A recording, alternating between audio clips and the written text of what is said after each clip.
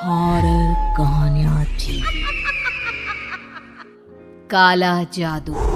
अपने बेटे रिशु के माथे से टपकते हुए पसीने को देखकर सविता की हालत खराब हो गई। ऐसा आज पहली बार नहीं हुआ जब रिशु नींद से घबराकर जागा है। हाय मेरा बच्चा, न जाने किसकी नजर लग गई है तुझे। जब से मेरे बच्चे ने 10वीं के एग्जाम में स्कूल टॉप किया है तब से रोज बुरे बुरे सपने आने लगे हैं। हाँ माँ, मैंने आज फिर से एक काले साए को देखा। वो यहीं मेरी आंखों के सामने खड़ा था।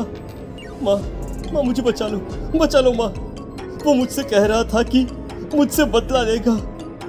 माँ कहीं ये प्रशांत। चुप कर, कैसी बात कर रहा है? दोबारा उसका नाम मत लेना। तुझे पता है ना, उस प्रशांत ने आत्महत्या कर ली, तो बार बार उसका नाम मत लिया कर। मम्मी, क्या सच में प्रशांत ने आत्महत्या की थी? चुप कर, बहुत सवाल पूछता है आजकल। और फिर रात के वक्त सविता के पूरे घर में एक अजीब सा काला धुआं छाने लगा। गहरी नींद में सोई सविता की जैसे ही आंख खुली उसका दम घुटने लगा। वो दौड़कर रिशु के रूम की तरफ गई जहां उसके दरवाजे पर घूमती एक काली परछाई देख वो बुरी तरह से घबरा गई। कौन है वहाँ? कौन है? सामने आओ।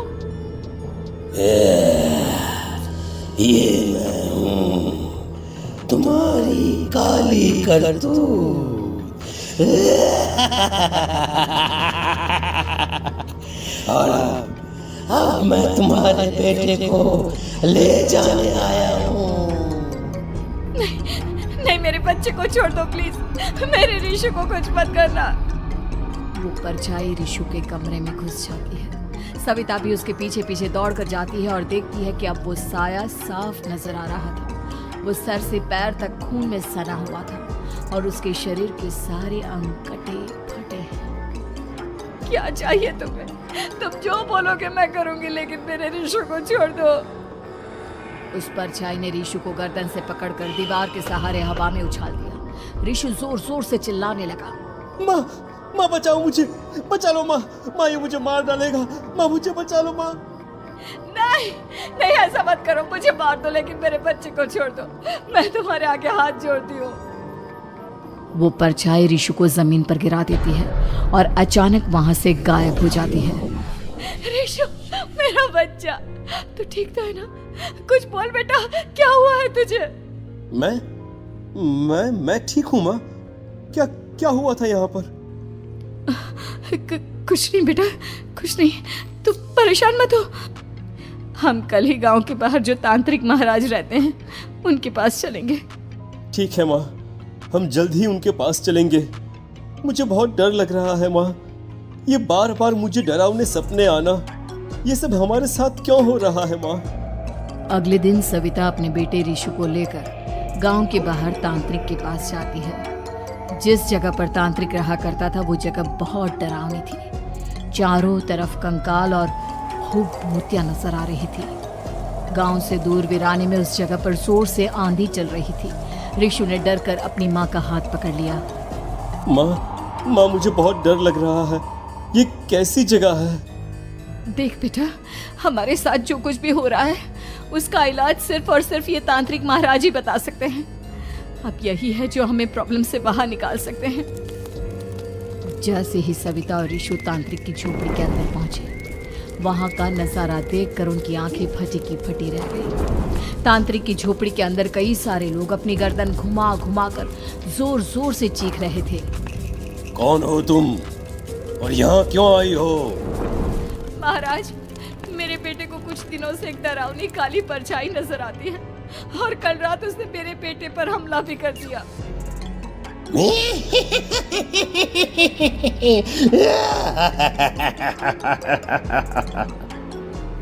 मम्मी हमें यहाँ से चलना चाहिए। ये जगह मुझे ठीक नहीं लगती। नहीं बेटा, ऐसा नहीं कहते। रुक जाओ, 2 मिनट के लिए रुक जाओ। क्या कहा? काली परछाई? तुम्हारे बेटे पर किसी काली परछाई ने हमला किया? हाँ महाराज, वो कह रही थी कि वो मेरे बेटे को कुछ कर देगी, कोई उपाय बताइए महाराज। मेरे बेटे के साथ कुछ गलत नहीं होना चाहिए।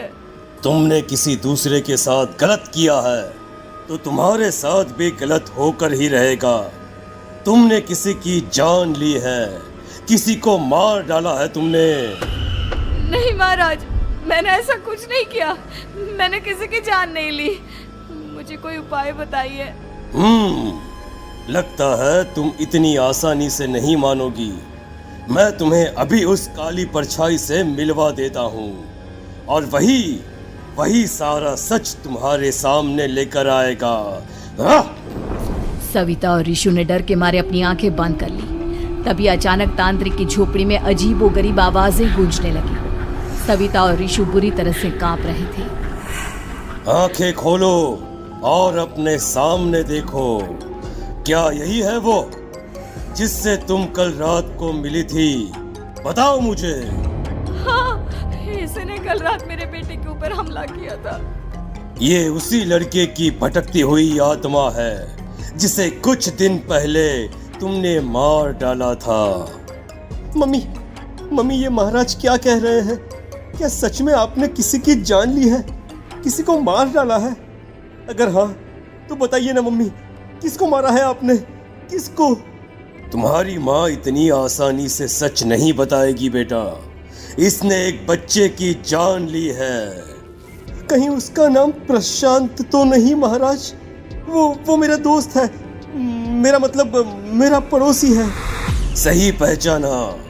देखा सविता, तुम्हारा खुद का बेटा भी जानता है कि तुमने किसी के प्राणों की बलि चढ़ा दी और इसीलिए अब उसकी बुरी आत्मा तुम्हारे घर में भटकती है।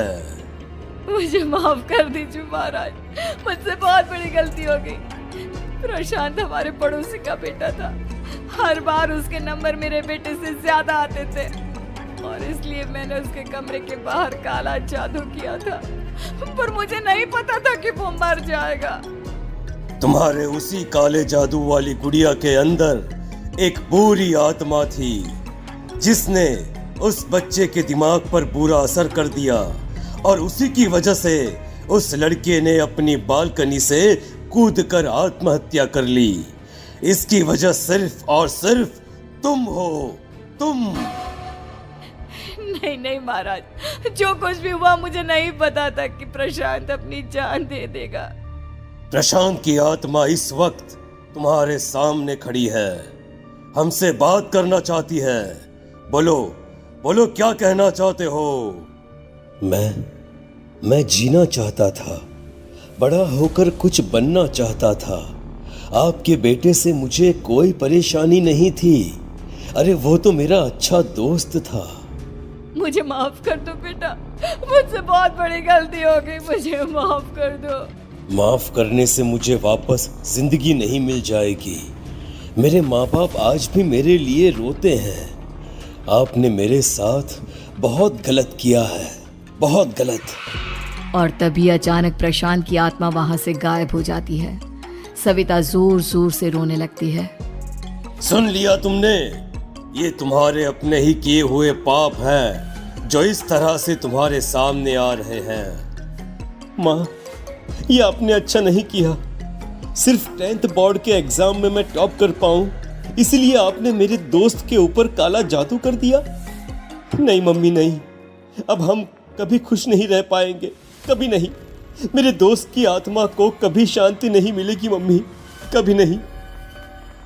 लेकिन मैंने जो कुछ भी किया सिर्फ तुम्हारे लिए किया। वो लड़का हमेशा फर्स्ट पोजीशन पर आ जाता था और इस वजह से हमेशा तुम्हारे मार्क्स कम पड़ते थे। मैंने तो सिर्फ उस पर एक छोटा सा काला जादू किया था बेटा। मुझे क्या पता था कि उसका ये नतीजा निकलेगा।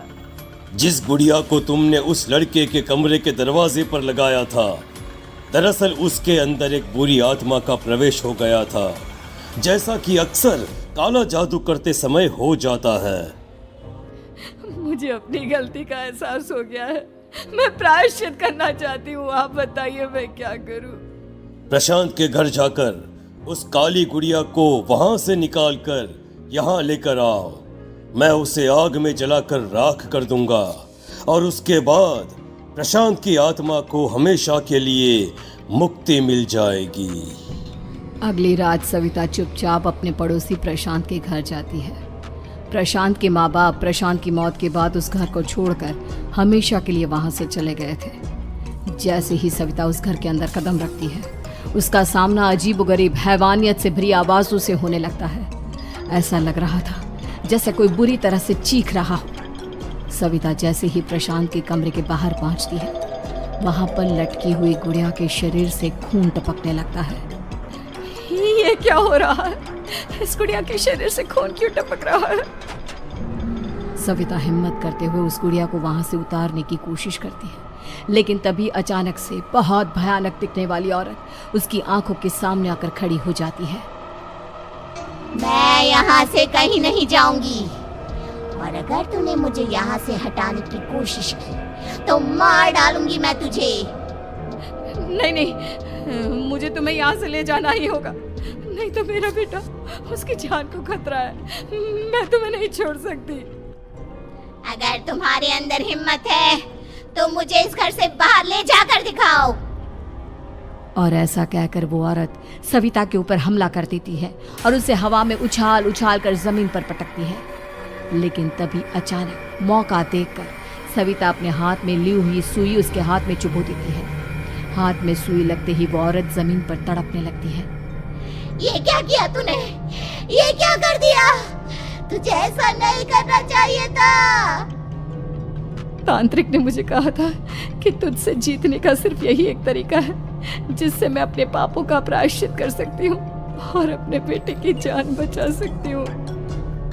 और उसके बाद वो डरावनी दिखने वाली औरत एक छोटी सी जादुई गुड़िया में तब्दील हो गई और सविता